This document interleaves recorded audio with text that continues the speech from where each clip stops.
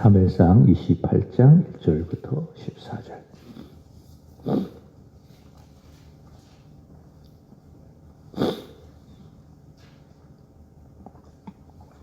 그때 블레셋 사람들이 이스라엘과 싸우려고 군대를 모집한지라. 아기스가 다윗에게 이르되 너는 밝히 알라. 너와 내 사람들이 나와 함께 나아가서 군대에 참가할 것이니라. 다윗이 아기스에게 이르되 그러면 당신의 종이 행할 바를 아시리라 하니, 아기스가 다윗에게 이르되 그러면 내가 너를 영원히 내 머리 지키는 자를 삼으리라 하니라. 사무엘이 죽었으므로 온 이스라엘이 그를 두고 슬피 울며 그의 고향 라마에 장사하였고, 사울은 신접한 자와 박수를 그 땅에서 쫓아내었더라. 블레셋 사람들이 모여 수넴에 이르러 진침해 사울이 온 이스라엘을 모아 길보아에 진쳤더니, 사울이 블레셋 사람들의 군대를 보고 두려워서 그의 마음이 크게 떨린지라. 사울이 여호와께 묻자오되 여호와께서 꿈으로도 우림으로도 선지자로도 그에게 대답하지 아니하시므로 사울이 그의 신하들에게 이르되 나를 위하여 신접한 여인을 찾으라. 내가 그리로 가서 그에게 물으리라 하니, 그의 신하들이 그에게 이르되 보소서 엔돌에 신접한 여인이 있나이다. 사울이 다른 옷을 입어 변장하고 두 사람과 함께 갈새 그들이 밤에 그 여인에게 이르러서는 사울이 이르되 청하노니 나를 위하여 신접한 술법으로 내가 내게 말하는 사람을 불러 올리라 하니, 여인이 그에게 이르되 내가 사울이 행한 일 곧 그가 신접한 자와 박수를 이 땅에서 멸절시켰음을 아나니 내가 어찌하여 내 생명의 올무를 놓아 나를 죽게 하려느냐 하는지라. 사울이 여호와 이름으로 그에게 맹세하여 이르되 여호와께서 살아계심을 두고 맹세하노니 내가 이 일로는 벌을 당하지 아니하리라 하니, 여인이 이르되 내가 누구를 내게로 불러 올리랴 하니, 사울이 이르되 사무엘을 불러 올리라 하는지라. 여인이 사무엘을 보고 큰 소리로 외치며 사울에게 말하여 이르되 당신이 어찌하여 나를 속이셨나이까? 당신이 사울이시니이다. 왕이 그에게 이르되 두려워하지 말라. 내가 무엇을 보았느냐 하니, 여인이 사울에게 이르되 내가 영이 땅에서 올라오는 것을 보았나이다 하는지라.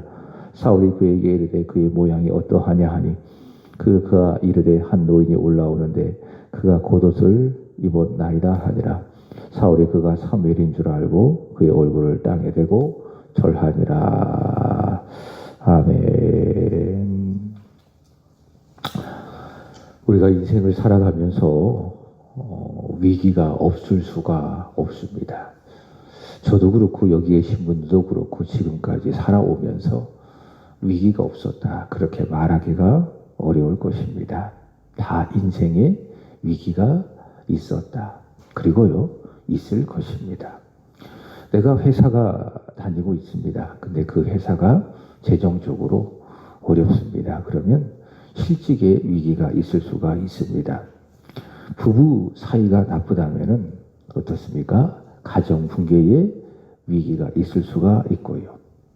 진학을 앞둔 학생이 성적이 좋지가 않습니다. 그러면 진학의 위기가 있을 수가 있습니다. 건강이 좋지 못해서 건강에 적신호가 들어왔다면 그것 때문에 죽음의 위기가 있을 수가 있습니다. 경제적으로 매우 어렵다면 재정 붕괴의 위기가 있을 수가 있고요. 우리나라도 과거에 IMF 그 기금을 받아들임으로 말미암아 나라가 파산 위기가 있었지 않았습니까? 나라도 위기가 있을 수가 있다. 그러나 이런 위기들보다 우리가 믿는 자들에게 있어서 가장 위험하고 무섭고 치명적인 위기가 있다면 그것이 무엇인가? 영적 위기다. 믿음의 위기다. 이렇게 말할 수가 있습니다. 사도 바울은 로마서 1장 17절에서 이야기했죠. 오직 의인은 믿음으로 말미암아 살리라. 예수를 믿는 사람, 예수를 믿어 의롭게 된 사람은 사는데 무엇으로 사는가? 믿음으로 산다. 이렇게 이야기합니다. 믿음이라는 것이 우리 인생의 중심이라는 거지요. 본질이라는 거지요. 그러니까는 다른 것은 다 있어도 믿음이 없으면 살지 못하는 겁니다. 그러나 다른 것은 좀 부족하거나 혹 없어도 믿음이 있다면 살 수가 있다. 왜? 믿음이라는 것이 우리 인생의 중심, 본질이기 때문에. 믿음이 약해지거나 병들면은 그래서 내 인생에 가장 큰 위기가 있는 것입니다. 안정적으로 회사 생활을 하고 가정도 문제가 없고 자녀들도 나름 잘 되고 있고 또 내 몸도 건강해도 그러나 내 믿음이 약해지면 내 믿음에 문제가 생기면은 그것이 무엇인가? 내 인생에 가장 큰 위기를 맞이한 것과도 같다. 그러나 회사가 어렵습니다. 실직도 했습니다. 그래서 건강에도 문제가 생겼습니다. 가정도 자녀도 잘 풀리지가 않습니다.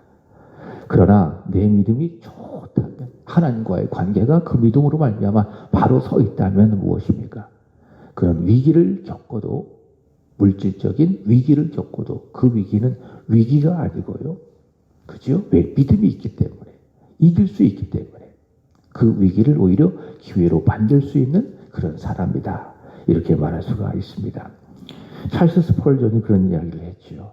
전에도 한번 이야기했지만 우리가 이 세상을 살아가면서 모든 것을 다 얻었다 할지라도 예수를 잃어버리면 그 사람은 모든 것을 다 잃은 사람이요. 그러나 모든 것을 다 잃었다 할지라도 그가 예수를 얻었다 하면 그 사람은 모든 것을 다 얻은 것이다. 같은 원리입니다. 믿음도.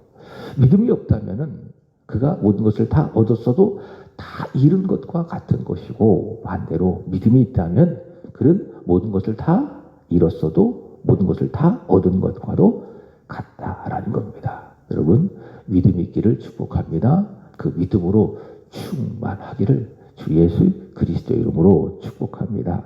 오늘 말씀의 제목은 믿음의 위기, 영적 위기 소개하고 있습니다. 그것이 무엇인가? 우리 믿는 자들의 가장 큰 위기이다라고 하는 것입니다. 자, 오늘 본문에 보면 위기를 맞이한 두 사람이 등장을 합니다. 한 사람은 다윗이요. 다른 한 사람은 사울이다. 그러니까 사울이 아주 심각합니다. 신접한 여인을 찾아서 술법을 통해서 사무엘을 만나려고 하니 이런 사울을 보면 다윗도 위기고 사무엘도 위기지만은 사울이 더 큰 위기를 맞이하고 있다. 자, 사실 다윗은요, 보겠습니다. 물리적으로 보면 지금까지 위기에 있었습니다. 지금까지 위기에 처해 있었다. 왜냐하면은 사울이 택한 사람 3,000명을 동원해서 다윗을 죽이려고 하니 그것이 무엇인가? 겉으로 보기에는 위기였었습니다. 그렇지 않겠습니까? 잘 훈련되어진 3,000명을 다 동원해서 말이 3,000명이죠. 3명도 아니고 30명도 아니고 300명도 아니고 3,000명이라고 하는 어마어마한 그 사람을 동원해서 그것도 아주 군사적인 능력이 뛰어난 사람들을 다 모아가지고 다윗을 죽이려고 하니 지금까지 다윗은 큰 위기 속에 있었던 것입니다. 그러나 그게 위기가 아니었어요. 오늘 본문에 보면 다윗의 진짜 위기를 겪는 것을 볼 수가 있습니다. 그것은 무엇인가? 27장에서 확인했지만요. 다윗이 믿음의 적신호가 온 거예요. 그것이 다윗의 위기입니다. 지금까지 다윗은 하나님께 묻고 기도하고 그렇게 살았어요. 그래서 위기도 잘 겪었어요. 위기가 아닌 것처럼 기도하면서 넘어갔어요. 그러나 지금은 가장 큰 위기가 생긴 겁니다. 어떻게 할 수가 있는가? 기도하지 아니하고 무엇했습니까? 27장에 생각했습니다. 그게 위기입니다. 기도해야 될 사람이 기도하지 않아요. 인간적인 방법으로 자꾸 살아가요. 문제 앞에서 기도하지 않냐고 다윗처럼 생각합니다. 그게 뭐라고요? 그게 위기다. 다윗이 바로 그런 위기를 겪고 있습니다. 그래서 그는 기도하지 않냐고 생각하니 인간적인 생각으로 블레셋으로 들어가서 거기서 사울의 핍박을 피해 보려고 했고 또 거기서 살아야 하니까는 아기스의 신하가 되고 또 거기에서 먹고 살기 위해서 아말렉 사람을 치고도 내가 동족 이스라엘을 쳤습니다. 그렇게 거짓말을 하고 자 거기에는 하나님이 없는 거죠. 믿음이 없는 거죠. 그렇게 무려 1년 4개월을 살게 되어집니다. 이것이 무엇인가? 이게 위기다. 그래서 금요일에 말씀을 드렸죠. 그 시기에 1년 4개월이라고 하는 그 거짓으로 위장되어진 기도하지 않았던 그 블레셋 아기스 신하가 되었던 그 시기에 다윗은 기도하지 않았다. 그리고 찬송하지 않았다. 그 증거가 뭐냐? 그 시기에 다윗이 노래했던 불렀던 시편이 단 하나도 없는 것입니다. 이것이 무엇인가? 다윗의 위기다. 다윗의 영적인 위기다. 자, 오늘 1절부터 2절에는 그 다윗의 위기가 아주 실제화되는 것을 볼 수가 있습니다. 그러니까 지금 다윗이 위기가 있는 거예요. 그 위기가 실제화되고 있다. 1절의 말씀에 보면 아기스는 이스라엘과 싸우려고 군대를 모집합니다. 자, 그러면서 다윗이 자기 신하니까는 다윗을 불러서 다윗에게 명령합니다. 1절 보시면 아기스가 다윗에게 이르되 너희는 밝히 알라. 너와 내 사람들이 나와 함께 나가서 군대에 참가할 것이니라. 자, 다윗 혼자도 아니고요. 다윗과 함께하는 다윗의 사람들과 함께, 그죠? 이스라엘 사람들인데 블레셋 편에 서서 이스라엘을 상대로 전쟁을 해야 되는 위기, 이 위기에 처한 것이다 라는 겁니다. 자, 이 다윗의 위기 어디에서 시작이 됐냐고요? 그렇죠.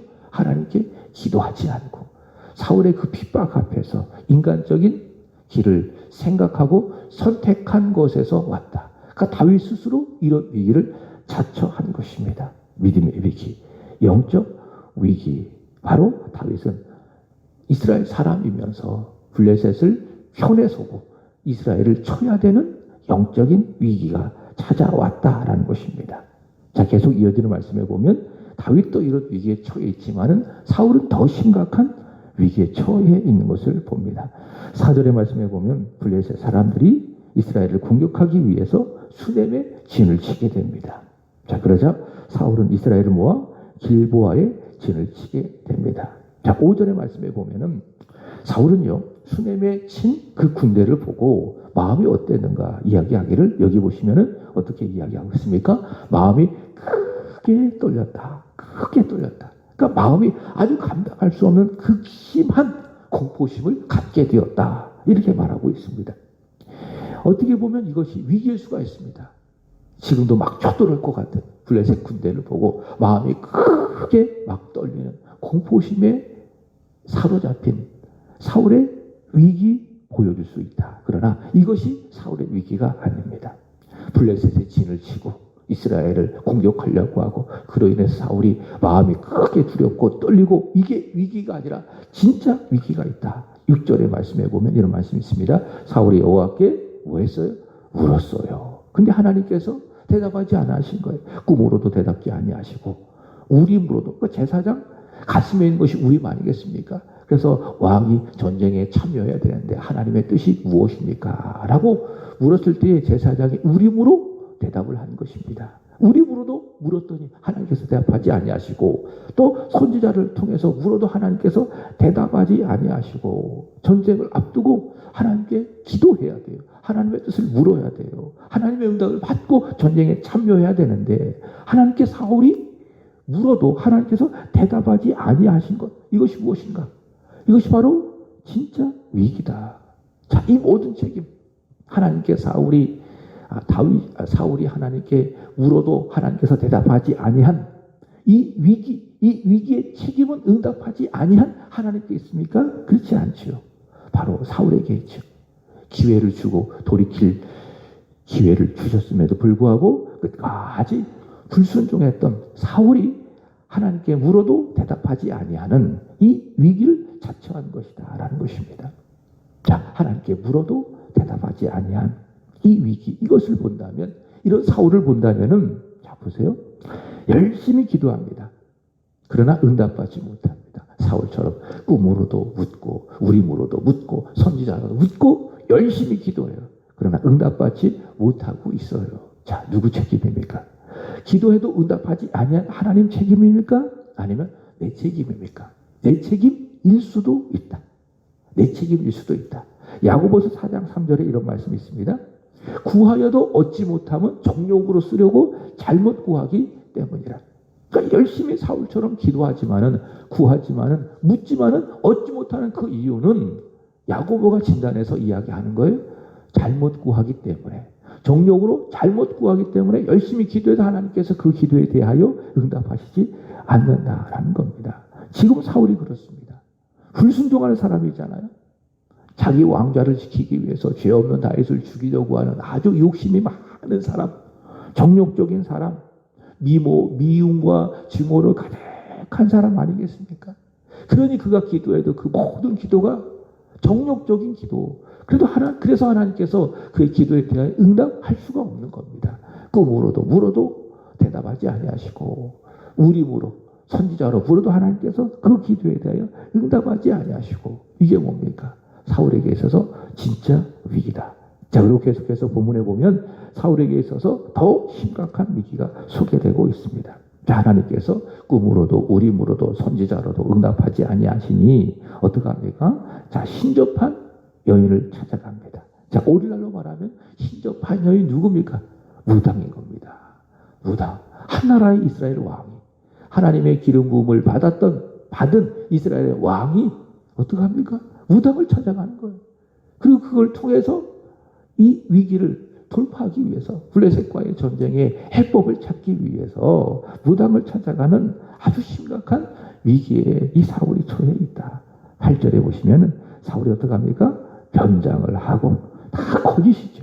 변장을 하고 신접한 여인을 찾아가서 죽은 사무엘을 불러 자신에게 찾아온 이 위기를 한번 모면하려고 합니다. 자, 참고로 신접한 여인이 또 사무엘을 불러왔습니다. 그러니까 사무엘이 이미 죽었잖아요. 3절에 보면 사무엘이 죽었으므로 온 이스라엘이 그를 두고 슬피 울며 그를 고향 라마에 장사했다. 이런 말씀이 있잖아요. 그러니까 사무엘은 죽었어요. 근데 그 사무엘이 불러왔다. 그 죽은 사람이 왔다. 그래서 이게 참 해석이 어려운 겁니다. 이것을 어떻게 해석해야 될까? 자, 여기 생명의 삶 본문 해설 두 번째 146페이지에 보면은 이렇게 말하고 있어요. 자, 밑에서 네 번째 줄에 보면 이런 일은, 그러니까 죽은 사무엘을 불러오는 이런 일은 신학적으로 풀기 어려운 문제다. 그래서 이게 올라온 사무엘이 진짜 사무엘이냐 아니면은 귀신이냐, 이게 신학적으로 풀기 어려운 문제인데, 보세요. 성경의 다른 본문에서는 다시 나오지 않기 때문에 단회적으로 일어난 비상식적인 그런 일들로 볼 수밖에 없다. 이렇게만 그냥 아시면 될 것 같아요.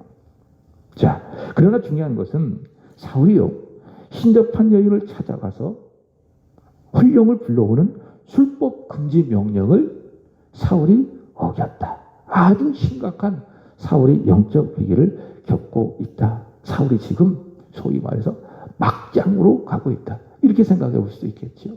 한때 성령으로 충만했던 목사가 어느 순간 부패하고 타락하더니 무당을 찾아가서 무당에게 뜻을 구하고, 그죠? 이게 얼마나 심각한 위기입니까? 갈 대로 다 간 거죠. 무너질 대로 다 무너진 거죠. 완전 막장인 거죠. 완전 붕괴를 향하여 달리고 있는 것이지요. 자, 말씀을 정리해 봅니다. 위기, 우리 믿는 사람에게 있어서 위기, 진짜 위기는 무엇인가? 영적 위기다. 믿음의 위기이다. 하나님의 말씀이 들리지 않는 게 그게 위기예요. 교회에 와서 말씀을 들어도 그 말씀이 은혜가 되지 않는 게 뭐라고요? 그게 위기라고요. 물질을 벌지 못하는 게 위기가 아니에요. 건강에 문제가 생긴 게 위기가 아니에요. 우리 예수 믿는 사람에게 가장 큰 위기가 무엇인가 하면 하나님과의 관계 속에서 예배가 안 되는 게 위기고요. 말씀이 안 들리는 게 위기고요. 말씀이 은혜가 되지 않는 게 위기고요. 또 기도가 안 되는 게 무엇입니까? 그것이 바로 위기다라고 하는 것입니다. 위기. 자, 그런 위기를, 영적 위기를 우리는 오늘 다윗을 통해서, 그리고 막장으로 치닫고 있는 사울을 통해서 볼 수가 있습니다. 여러분, 성령 충만하시기를 축복합니다. 믿음 충만하기를 축복합니다.